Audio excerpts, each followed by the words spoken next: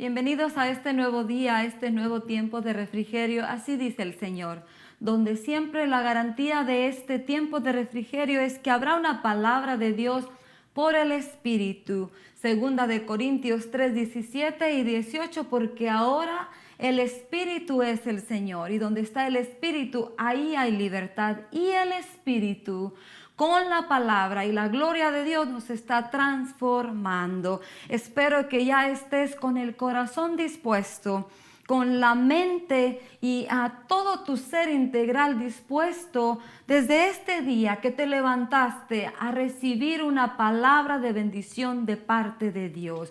Muchas veces las palabras de bendición de Dios pueden venir como una exhortación, como una llamada de atención.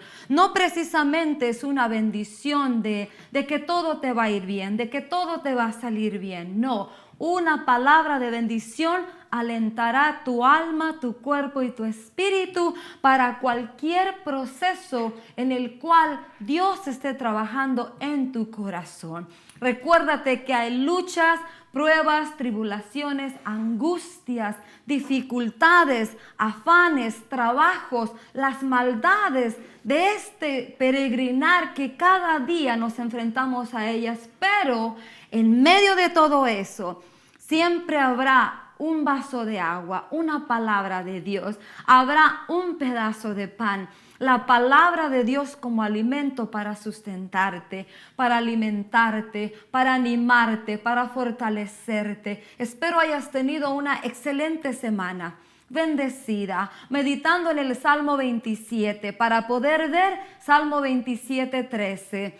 Ciertamente veré la bondad del Señor en la tierra de los vivientes. Pero primero, dice, el Señor es mi luz y mi salvación. Espero que la palabra de Dios se haga vida. No solamente la guardes en tu corazón, no solamente la almacenes en tu mente recordándotela, sino como dijo el Señor Jesús en Mateo 7:24. ¿A qué compararé un hombre que pone estas mis palabras, que oye estas mis palabras y las pone en práctica? No solamente las palabras de el monte de la bienaventuranza, sino toda la palabra de Dios debe ser puesta por obra, en práctica. Porque cuando yo lo hago, esa palabra se hará vida en mi vida y llevará la vida del Espíritu que se ha impregnado en mí. Porque el conocimiento es vano, la letra mata, pero el Espíritu, la vida de la palabra que se hace vida en mí, vivificará todas las cosas. Que Dios haya mostrado su bondad en cada paso, en cada caminar, desde que despertaste hasta que llegaste al lugar de tu refugio, a tu casa, a celebrar, como dice su palabra, de mañana celebraré tus misericordias, pero de noche celebraré, te daré gracias por tu fidelidad, un corazón agradecido, un corazón contento, porque entiende que todas las cosas de esta vida operan para bien, para que la imagen y el carácter de Dios se forme en nosotros. Quiero comenzar en este buen día. Estamos en Mateo capítulo 10 y continúo meditando en las palabras del Señor Jesús a sus discípulos cuando ellos entraron a la jornada de poner por obra, de poner en práctica todo lo que su maestro hasta ese momento les había enseñado. La cátedra, la clase, la enseñanza, la instrucción que hasta ese momento habían aprendido, y no solo habían aprendido porque lo habían oído, sino habían visto al maestro de maestros, al profeta de profetas, al doctor de doctores, al que todo lo puede, al que todo lo sabe, al que vino a hacerle bien a su creación por la compasión y el amor que Él tiene hacia nosotros. Cuando los discípulos miraron al Señor Jesús y era tiempo de que ellos siguieran las instrucciones. Mateo 10, versículo 5. Dice, Jesús les dio instrucciones a sus discípulos. Y ahí dice, les dio instrucciones de ir y sanar, de ir y liberar, de ir y enseñar, de ir a compartir, de ir a decir, arrepentíos porque el reino de los cielos se ha acercado. Esa es la diferencia de un discípulo, de un alumno del Señor Jesús, que sigue las instrucciones al pie de la letra. No oye la instrucción y añade de su pensamiento. Eso es lo que tú y yo, hermano y hermana, deberíamos de hacer y debemos de hacer si somos discípulos, seguidores, testigos de nuestro Señor Jesús.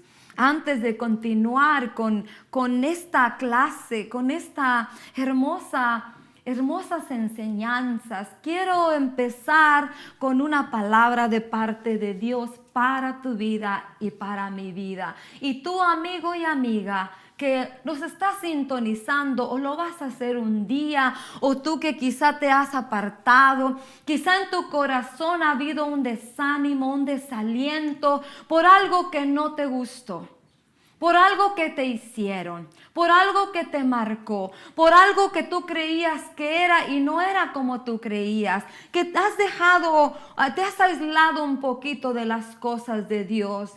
Quiero recordarte una sola cosa. Muchas veces nuestra alma tiene la tendencia a culpar al de enfrente, al de la izquierda o al de la derecha. Pero Dios, cuando Dios te llamó, cuando Dios decidió poner sus ojos de misericordia sobre tu vida y mi vida, Él lo dijo bien claro: ahora sois mis discípulos, sois mis seguidores, porque yo te busqué, porque yo te amé, porque yo te llamé. Por tanto, tu mirada y mi mirada deben de estar en el que me llamó, en el que me escogió, en el que me ungió. Y quizá hay desaliento en tu corazón. Creo que ha llegado el tiempo de parte de Dios de sacudirte, de quitarte todo aquello que te estorba. Tú que te has apartado, que te has desanimado, y tú que todavía continúas firme, como dijo nuestro hermano Pablo: el que esté firme, afírmese más.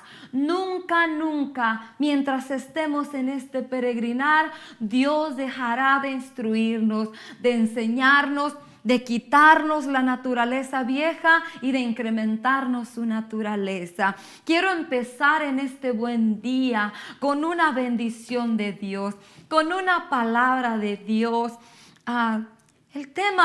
El propósito de este tiempo de refrigerio, así dice el Señor, es una palabra que no solo nos instruye, nos corrige, nos exhorta, nos alienta, sino también que una bendición de parte de Dios para que nosotros ensanchemos y los ojos de nuestro conocimiento y los ojos de nuestro entendimiento se continúen abriendo acerca de lo que tú y yo somos en Dios, somos para Dios. Quiero empezar con esta palabra, y por cuanto el tiempo de refrigerio es, así dice el Señor. La palabra de Dios para tu vida y para mi vida es: así dice el Señor. Por cuanto fuiste comprado, no con cosa corruptible, ni oro ni plata, sino con la preciosa sangre de Cristo. Tu valor y mi valor es la preciosa sangre de Cristo.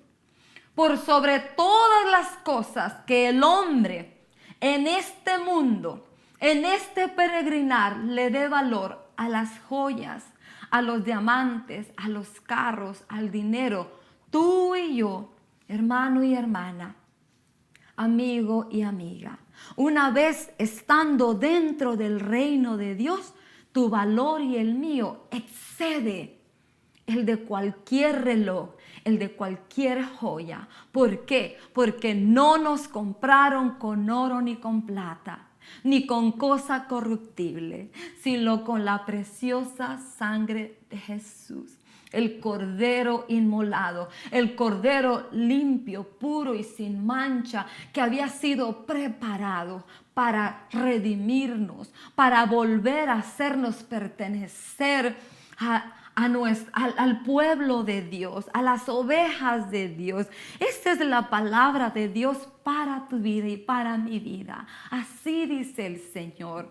Por cuanto no fuisteis comprado con oro ni con plata, sino con la preciosa sangre de Jesús, debemos de darnos el valor que Dios nos da y no permitir que el desánimo, que el desaliento, que la inmadurez, que un pleito, que una impaciencia, que algo que no vale la pena de las cosas de este mundo te robe el gozo y la paz que Dios te ha dado. Primeramente, ¿por qué? Porque Él te ha escogido, porque los ojos de la misericordia se han posado sobre nuestra vida, porque Él nos ha ungido para ser sus instrumentos, para ser sus testigos.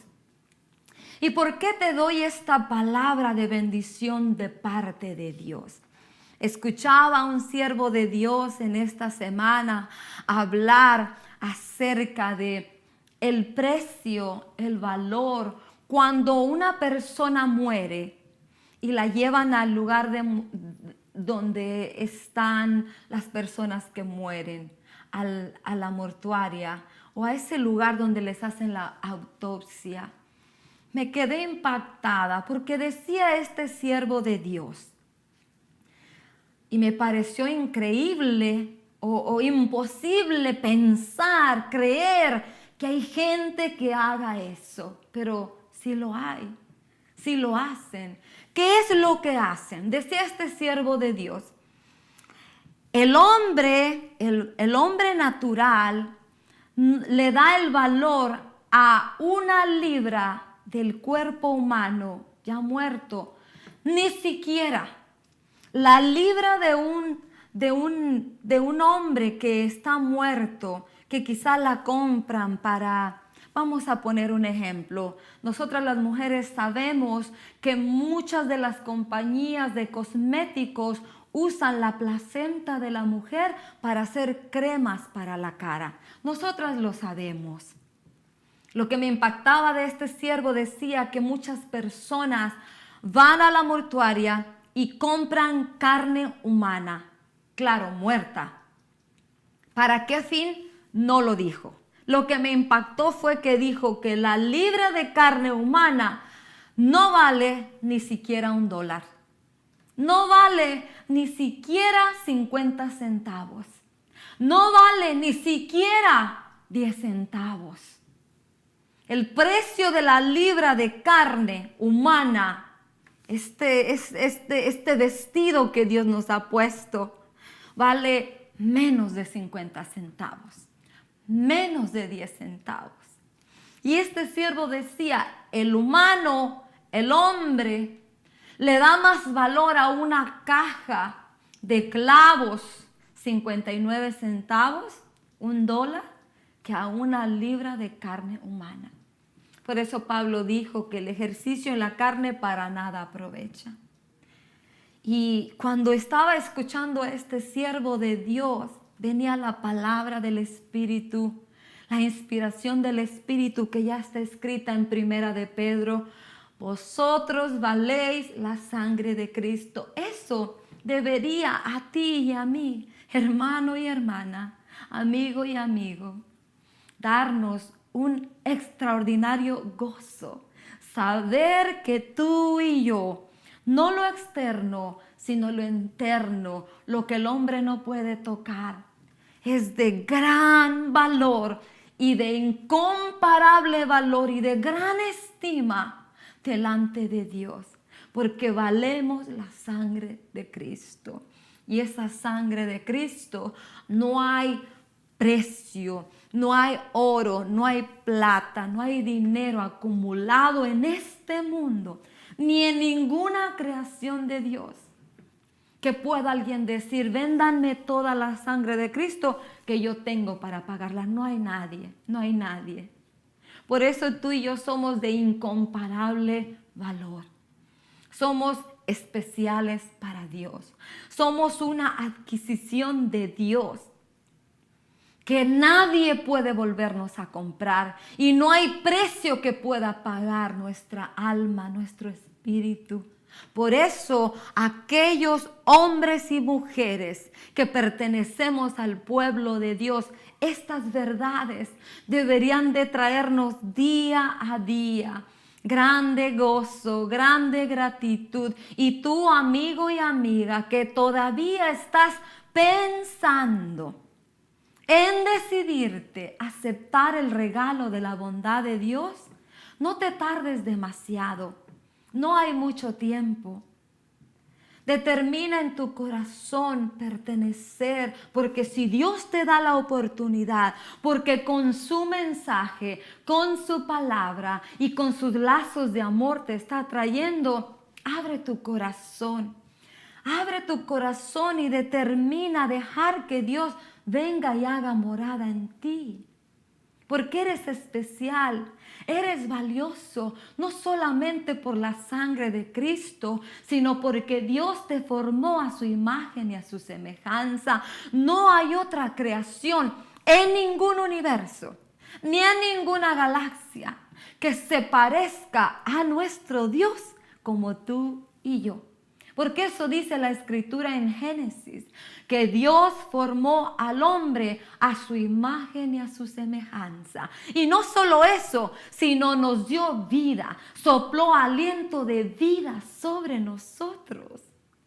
Estas verdades, estas cosas valiosas que están en la palabra deberían de traernos gozo, regocijo, alegría, gratitud, porque de los billones de personas, Dios a ti y a mí nos ha escogido para ser sus discípulos, sus testigos, sus embajadores, sus vasos de honra que Él escogió. Por eso continúo maravillada, anonadada, impactada, asombrada. ¿Por qué yo, si Dios me da una instrucción o una palabra, por qué yo no la pondría por obra? ¿Por qué yo no la obedecería? ¿Cuál sería la razón? Después de recibir tanta bondad de parte de Dios, eso es sin incluir que Dios nos ha permitido administrar sus riquezas espirituales, guiados por el Espíritu Santo. La primera parte de lo que te hablé es un regalo incalculable que está dentro de la gracia. ¿Y qué es gracia? Gracia es un regalo inmerecido, el que Dios nos escogió, el que Dios nos separó, el que Dios nos apartó, el que Dios nos marcó a ti y a mí desde antes de la fundación del mundo, para ser sus vasos de honra, sus testigos y sus discípulos. Eso ya es una extraordinaria bendición. Añadido a eso, Dios nos toma en cuenta para administrar su riqueza. Y la mayor riqueza de Dios no solamente son los dones y las gracias, los adornos que el Espíritu Santo pone sobre nuestra vida, sino es administrar en el nombre que es sobre todo nombre. Cuando el Señor Jesús en Mateo 10 le da a los discípulos instrucciones: vayan, liberen, sanen y bendigan en mi nombre. Él les dio su nombre, Él les dio de su autoridad. Y ellos tenían que seguir la instrucción al pie de la letra. ¡Qué bendición tuvieron aquellas personas que vieron al Verbo encarnado caminando! ¿Y sabes quién es el Verbo? El Verbo, dice Juan capítulo 1, es Dios mismo. Cuando yo medito en esta verdad, Dios caminó. Y recuérdate que estamos en la jornada de examinar Mateo, Marcos, Lucas y Juan. El legado de las palabras del Señor Jesús. El legado de las palabras del Señor Jesús. Si el Señor Jesús era Dios y era la palabra, ¿por qué yo no podría o no querría o no haría poner por obra lo que Él me mande? Una de las cosas que Dios honra en tu vida y en mi vida, por sobre todo, es la obediencia. Sin la obediencia no hay resultado como Dios lo ha hablado y Dios lo ha prometido. Si ellos no hubieran obedecido las palabras, las instrucciones del Señor Jesús y haber hecho como vieron al Maestro hacer, no hubieran regresado con un buen reporte. El reporte fue: Señor, los demonios en tu nombre se nos sujetaban. Los enfermos en tu nombre eran sanados. Y los leprosos en tu nombre eran limpiados. Si ellos hubieran hecho algo diferente, no hubieran venido con el resultado, el reporte con el que vinieron. Y en el libro de Marcos, me parece, capítulo 9, 9:11, el Señor Jesús les da una palabra a sus discípulos y les dice: no te maravilles tanto de lo que mi nombre puede hacer. Yo sé que mi nombre hace cosas extraordinarias, obras extraordinarias, le dijo a sus discípulos. Les dijo: más bien regocíjense, porque vuestro nombre está escrito en el libro de la vida del Cordero. La meditación de este día, la reflexión de este día en tu vida y en mi vida. Recuérdate, la semana pasada la reflexión era: ¿qué se va a hablar de ti en la historia? En la historia de los libros de Dios. Y también quizá en la historia de esta tierra, en los libros de esta tierra. Hablábamos de nuestro hermano Martin Luther King, el que declaró la frase: tengo un sueño. Y el sueño y el deseo del corazón de él era un día ver a todas las culturas, a todas las razas unidas. Y me parece como que él tuvo una visión o estaba declarando las palabras de Apocalipsis. Que Dios el Padre, de toda lengua, linaje, raza, color, ha hecho un pueblo de reyes y sacerdotes para su gloria y su alabanza. Y cuando meditamos en lo que este siervo hizo, en los libros, en la historia de esta tierra, fue algo extraordinario, no solamente por lo que él anhelaba hacer, el bien que él quería hacer, sino también porque la manera como Dios lo guió a hacer las cosas fue con la paz y manifestando el amor. No armas, no violencia. Recibían, como dijo el Señor Jesús: si tu enemigo te pide la túnica, la capa, no solamente la túnica, no solamente le des la túnica, sino dale la capa, dale todo. No solo el vestido, sino también, si tienes frío, dale. Si te hieren en una mejilla, pon la otra. Me parece como que la sabiduría de Dios sobre nuestro hermano Martin Luther King tuvo que haber sido un plano de Dios que él recibió para saber hacer las cosas y dejar escrito en esta tierra un legado de que el bien triunfará sobre el mal. De que la justicia de Dios aplicada, a pesar de que aparentemente tú tengas pérdidas, va a triunfar sobre la injusticia. Y la reflexión fue: ¿qué se va a hablar de ti en la historia de esta tierra y en los libros de Dios? ¿Qué se va a hablar de ti y de mí? ¿Qué se va a decir de ti y de mí? Tu nombre y mi nombre estará como nuestros hermanos que están en Hebreos capítulo 11. Dice: por la fe conquistaron, por la fe apagaron fuegos, por la fe cerraron bocas de leones. Pero la fe va trabajando de la mano con la obediencia. Ellos recibieron una instrucción, obedecieron lo que Dios les había mandado y le creyeron a Dios. ¿Qué se va a hablar de ti y de mí en esta tierra? ¿Qué va a decir tu pastor o mi pastor? ¿Qué podrá decir? ¿Fue una oveja rebelde o fue una oveja sujeta? ¿Qué se va a hablar? ¿Qué se va a decir de ti, hermano y hermana, o de mí en los libros de esta tierra? ¿Cuánto más? ¿Qué se va a decir de ti en el mundo espiritual, donde dice Hebreos capítulo 12 que estamos bajo una grande nube de testigos? Porque tú y yo tenemos una bendición igual que la tuvieron los discípulos del Señor Jesús. Ellos vieron al Dios de dioses caminar sobre esta tierra. Ellos fueron instruidos por Él. Pero la bendición tuya y mía es ahora. Él no camina afuera solamente. Él está dentro de nosotros. Mora dentro de nosotros. Tú y yo, tu cuerpo y mi cuerpo, son templo y morada del Espíritu Santo. Y el Espíritu Santo es Dios. Jesús era Dios.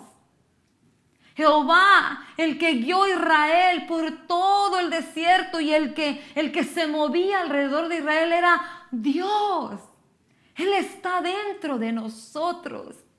Ahora tenemos un corazón nuevo, un corazón de carne, donde las instrucciones, las leyes, los mandamientos de Dios están en nuestro corazón escritas. Sabemos hacer el bien. Sabemos distinguir el mal. Sabemos hacer buenas obras. ¿Qué me retendría a mí de no hacer lo que el Señor, por su palabra y por el Espíritu que mora en mí, qué me retendría de no hacer, de no seguir una instrucción? ¿Cuál es una de las instrucciones para nosotros? Hablando del plan y el propósito de Dios, una obra de parte de Dios. ¿Qué argumento, qué excusa le podría yo decir a Dios? No puedo hacer eso. Hablando de las instrucciones del Señor Jesús, perdona como tu Padre te ha perdonado. Bendice como tu Padre a ti te ha bendecido inmerecidamente. Ora por el que te ultraja. ¿Por qué yo no lo podría hacer? Puedo hacerlo, pero muchas veces no queremos hacerlo. Instrucciones sencillas. ¿Por qué sencillas? Usted va a decir, hermana, es que usted no sabe lo que me han hecho, no sabe lo que he pasado. Una cosa sí te aseguro, yo no sé qué has pasado, yo no sé qué estás pasando, tú no sabes lo que yo he pasado ni lo que yo estoy pasando, pero una cosa sí es segura, tú y yo no hemos pasado lo que Isaías 53 dice, lo que le han hecho, a lo que le hicieron a nuestro Señor. Y aún así, Él determinó perdonar, bendecir y amar. Instrucciones, instrucciones, instrucciones. Dios quiere obediencia, obediencia a sus instrucciones, obediencia a su enseñanza. Si tú y yo no aprendemos a poner por obra las instrucciones de las enseñanzas que nuestro Maestro nos ha dejado escritas, ha dejado plasmado por el Espíritu, siempre vas a estar, hermano y hermana, como el pueblo de Israel, dando vueltas en el desierto, en un desierto que no se va a terminar y tú ahí vas a quedar muerto. ¿Por qué? Porque Dios no se agrada de nosotros cuando no le creemos. Incluido en creerle, va a la fe, va la obediencia. Si Dios dice marcha, marcha.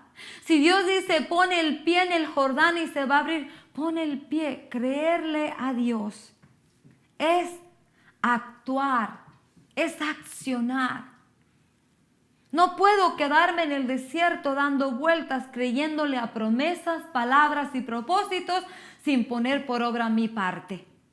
Dios me da la palabra, Dios me da la promesa, Dios me muestra el plan y el propósito, pero yo, por el Espíritu y por la medida de la gracia que hay en mí, tengo que accionar. Y al yo accionar, le estoy diciendo a Dios, te creo, te creo. Te creo, has sido fiel, seguirás siendo fiel y siempre continuarás siendo fiel. Dios es fiel, Dios es verdadero, pero yo tengo que manifestar en acción lo que yo creo que Dios es. Por eso me impacta esta palabra de Mateo y toda la palabra. Cuando tú lees toda la palabra del Señor, te asombra, te maravilla. Y como los discípulos que iban de camino a Emaús, cuando estos dos hombres que habían visto, no les habían contado, ellos vieron al Maestro, ellos vieron al Señor Jesús hacer obras extraordinarias de parte del Padre. Y el Señor Jesús les anunció, viene un día en el que me van a apresar. Él les anunció todo lo que le iba a suceder. Y también les dijo, pero al tercer día resucitaré. ¿Por qué no creerle a la palabra de Dios? Porque ¿sabes por qué no le creemos a la palabra de Dios? Porque a veces tú y yo estamos más vivos que muertos. Y la palabra del Señor dice que parte de ser su discípulo es negarnos y morir. Estamos más vivos a la carne y el espíritu no puede accionar. Yo tengo que morir a la carne y vivir en el Espíritu. Y vivir en el Espíritu quiere decir, te creo. No lo veo, pero te creo. Todavía no lo veo manifiesto, pero te creo. Todavía no he llegado al cumplimiento, pero te creo. Confío y te creo. Porque Él es fiel. Él es verdadero. Él no miente. Él no se arrepiente. Ayer le decía a una persona que me hablaba de que estaba pasando un tipo de desierto, de abandono, de soledad. Le decía, ¿sabe? Yo creo que el problema jamás es Dios. Dios va a cumplir sus palabras, pero creo que el problema lo tiene usted. Yo quiero ver de Dios. Yo quiero ver a Dios. Pero ¿cuánto de Dios yo estoy dejando que Él trabaje en mi vida? Quiere decir, ¿cuánto estoy muriendo? ¿Cuánto me estoy negando? Porque somos buenos para señalar a los demás. Y para ir con Dios y decirle, cámbialo, cámbiala. Somos excelentes para ir a darle a Dios un reporte acerca de lo ajeno. Pero ¿qué de ti y de mí? Porque Dios quiere trabajar conmigo. Si yo no dejo que Dios trabaje en mi vida, en mi alma, no voy a llevar fruto. Y parte del fruto del Espíritu en mi vida es la fe. Y la fe me va a producir gozo. Y el gozo y la fe me van a producir paz. Y la paz me van a producir templanza, dominio propio, compasión, misericordia, hasta ver el cumplimiento de lo que Dios ha prometido, de lo que Dios ha planeado. Le decía, ¿sabe? Usted es mal vigilante. Usted ora para ver que Dios haga lo que usted le pide a Dios. Y usted es un mal vigilante. Porque si usted no tiene el carácter de Dios, misericordia y compasión, se va a desesperar. Y la palabra del Señor dice en Jeremías capítulo 1, versículo 11, yo, dice el Señor, vigilo, soy vigilante para que se cumpla toda palabra que yo he hablado, dice el Señor. Le decía a esta persona, yo creo que usted es el grave. Usted tiene que ir a revisar palabras que ha oído y palabras que ha recibido, para saber quién le habló esas palabras. Si fue el Dios de esta escritura, Él las va a cumplir. Y Él es vigilante para que eso que Él habló se cumpla. Pero si alguien le habló palabras que Dios no le dijo, entonces nunca se van a cumplir. Y usted se va a desanimar y se va a desesperar. Mientras las palabras de Dios, las promesas de Dios se cumplen, Dios quiere trabajar conmigo porque es un equilibrio. Si no solamente estamos como los fariseos, esperando ver, pero con esa vestidura donde no quiero que nadie conozca mis debilidades. No quiero que nadie vea lo que hay debajo de los vestidos, debajo de ese saco como Naamán. Necesitamos ir al secreto, exponernos delante de Dios y decirle, Señor, yo solamente, como dijo aquel publicano, sé propicio a mí. Y sé propicio a mí quiere decir tus buenas dádivas, tu misericordia, tu compasión, tu fidelidad y tu amor, que sea lo que me sostiene hasta que yo vea, porque ninguno merecíamos la dádiva de Dios, pero Él por su buena voluntad determinó otorgárnosla. ¿Cuáles son sus buenas dádivas? Buenas dádivas de parte de Dios. Dios le dijo en el libro de Deuteronomio 34, Éxodo 34, dice que Dios le dijo a Moisés. Vamos a leer Éxodo 34. Y quiero que medites en tu corazón en las buenas dádivas de Dios, porque muchas veces estamos esperando dinero, trabajo. Esas son añadiduras de parte de Dios, pero buenas dádivas de Dios.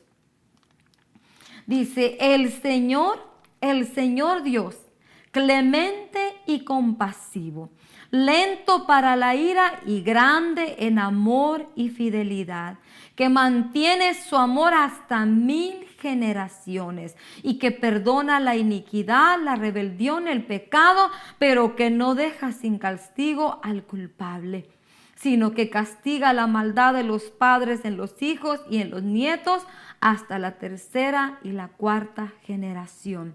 Pero lo que quiero enfocarme contigo es las buenas dádivas de Dios. Éxodo 34, 6. El Señor, Dios clemente. Esa es una dádiva de Dios. Compasivo. Esa es otra dádiva de Dios. El amor y la fidelidad de Dios son buenas dádivas a las cuales muchas veces no le echamos mano. Y cuando yo estoy mirando la escena por la palabra del publicano, sé propicio. Es un corazón contrito y humillado que Dios no desecha, que Dios al que Dios atiende, al corazón contrito y humillado. Dice que Él atiende al humilde de corazón, al contrito de espíritu, pero de lejos y resiste al altivo, al orgulloso, al soberbio. El fariseo le dijo, te doy gracias, porque no soy como este. Yo te diezmo, yo te sirvo, yo hago. Y Dios a ese ni lo miraba. Entonces, muchas veces nos acercamos a Dios, aún en oración y en petición, en ruego y en súplica, en intercesión. Pero, ¿con qué actitud nos acercamos? ¿Nos acercamos como el fariseo o nos acercamos como el publicano? Porque le decía yo a esta persona, yo sé que quizá no es fácil para usted ver sufrir a su hijo y ver cómo aparentemente las tinieblas están destruyendo la vida de un ser amado. Pero una cosa sí es segura, le decía, la palabra del Señor dice que Dios no nos va a dar una prueba más dura, más difícil que la que yo pueda soportar. Yo no puedo soportar lo que usted está soportando, pero una cosa sí sé. Usted está tan enfocado en ver cómo las tinieblas aparentemente destruyen y se le ha olvidado buscar la puerta.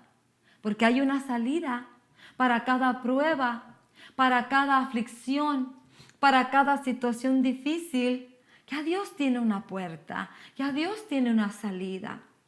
Pero cuando yo engrandezco más la realidad de lo que estoy viendo, entonces no le estoy creyendo a Dios. No estoy confiando en Dios. Y eso es una ofensa, es un pecado delante de Dios.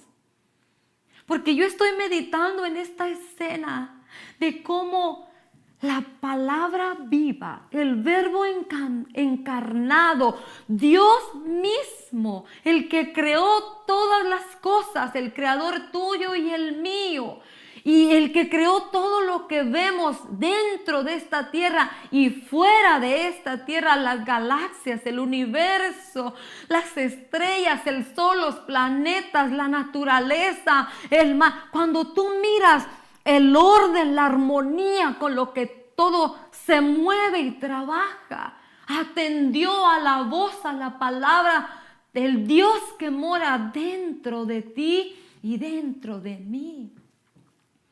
Y engrandecemos más, cierto, una realidad que veo, olvidándome de que hay cosas más extraordinarias. Y meditaba en esa escena. ¿Por qué? Si un discípulo hubiera determinado no seguir la instrucción del maestro, ¿por qué lo haría? Gracias a Dios que siguieron las instrucciones. Pero en este tiempo, ¿por qué alguien se atreve a deshonrar una orden de Dios? ¿Sabe por qué? Porque la carne necesita morir y el espíritu necesita incrementar su vida dentro de mí. Oigo muchas personas que dicen, la Biblia dice, pero yo creo. Recuérdate lo que dice Corintios, que argumentos son pensamientos y opiniones que estorban que la palabra, la verdad de Dios se dé a conocer. Y primeramente en mí. Por eso le doy gracias a Dios por este libro, porque tenemos un manual, tenemos instrucciones escritas, que cuando yo las leo y tengo esa comunión con el Espíritu, viene el rema de la palabra de Dios, la realidad de Dios, que es confirmada con el escrito, y puedo avanzar segura, puedo avanzar tranquila, confiando de que estoy agradando a Dios, de que estoy haciendo su voluntad, de que estoy haciendo lo correcto, porque ahora tú y yo, hermano y hermana, hemos sido llamados a ser discípulos, testigos, no de un Dios, no de un Señor, somos súbditos de un rey, siervos de un rey, pero no de cualquier rey. Somos hijos del Dios de dioses. Somos servidores del Señor de señores. Somos súbditos del Rey de reyes. Y yo he determinado en mi corazón poner por obra su palabra, poner por obra sus instrucciones. Los intereses del reino de Dios son más supremos, más importantes que los míos. Yo ya no tengo intereses. Yo ya no tengo nada propio. ¿Por qué? Porque ahora yo soy de la familia de Dios. Pertenezco al reino de Dios. Y estoy por el Espíritu Santo y esta bendita palabra inspirada por Él siendo enseñada, instruida. ¿A qué? A obedecer. Y cuando yo obedezca, yo voy a ver el resultado. ¿Y cuál es el resultado? la imagen de Dios reflejada en mí. La naturaleza de Dios despidiéndose de mí. Hay dos cosas, la religión y el evangelio. Y vamos a ser confrontados siempre con la palabra. ¿Qué es lo que tú quieres? ¿Qué es lo que tú escoges? Muchas veces hemos vivido una religión y vas a ser confrontado como los fariseos, los escribas y los saduceos, como Nicodemo. ¿Y cuál va a ser tu determinación? ¿Vas a determinar mantenerte en tus tradiciones, en tus hábitos, que solamente esconden la maldad y la iniquidad en el corazón? Y se vuelve esa maldad y esa iniquidad como sepulcro blanqueado, que huele, lleno de gusanos, huesos secos. Y cuando venga la palabra del Señor Jesús a confrontarte, a decirte, oíste que fue dicho, pero ahora yo te digo, ¿qué vas a hacer? ¿Vas a cambiar de vestidura? ¿Vas a cambiarte y a ponerte el vestido de la gracia? Por gracia sois salvos, por fe, por gracia, no por obras. Tú y yo podemos sentirnos inmensamente afortunados porque los ojos de la misericordia de Dios se posaron sobre nuestra vida. Y ahora pertenecemos a este reino, a este pueblo, a esta nación, donde hay un rey, hay un Señor, hay un Dios y hay un Padre. Y quiero dejarte con esta palabra en tu corazón, que espero selle lo que hemos venido compartiendo en estos días. Primera de Corintios 1:27. Primera de Corintios dice, pero Dios, vamos a leer desde el 26. Primera de Corintios 26.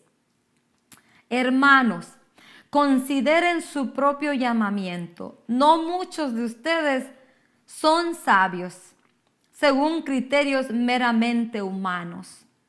Muchos ni sabíamos leer, ni sabíamos escribir, no sabíamos comer. Dice, ni son muchos los poderosos, ni muchos los de noble cuna. ¿Quién pudiera decir, yo vengo de la realeza de Inglaterra? Yo vengo de la realeza de España. Yo vengo de la realeza de Mónaco. Dice, no, ni ustedes no pueden decir eso. Pero ahora que pertenecemos al pueblo de Dios, sí podemos decir, somos linaje de Dios escogido. Somos un linaje no de un reino terrenal, sino del reino donde gobierna el Rey de Reyes y el Señor de Señores. Dice y continúa diciendo, pero Dios escogió lo insensato del mundo para avergonzar a los sabios y escogió lo débil del mundo para avergonzar a los poderosos. También escogió Dios lo más bajo y despreciado. Esto éramos tú y yo. Éramos lo más bajo, éramos lo tonto, lo torpe, lo vil, lo despreciado, lo que nadie daba nada por nosotros. Tú entras a un basurero, tú entras a un rastro donde están los desperdicios que le quitaron a la vaca la mejor carne y dejaron los desperdicios. ¿Tú lo comprarías para hacerte un manjar o un banquete? Yo no lo compraría. Así éramos tú y yo. Éramos lo vil, lo desechado, lo despreciado. Pero Dios nos escogió, dice.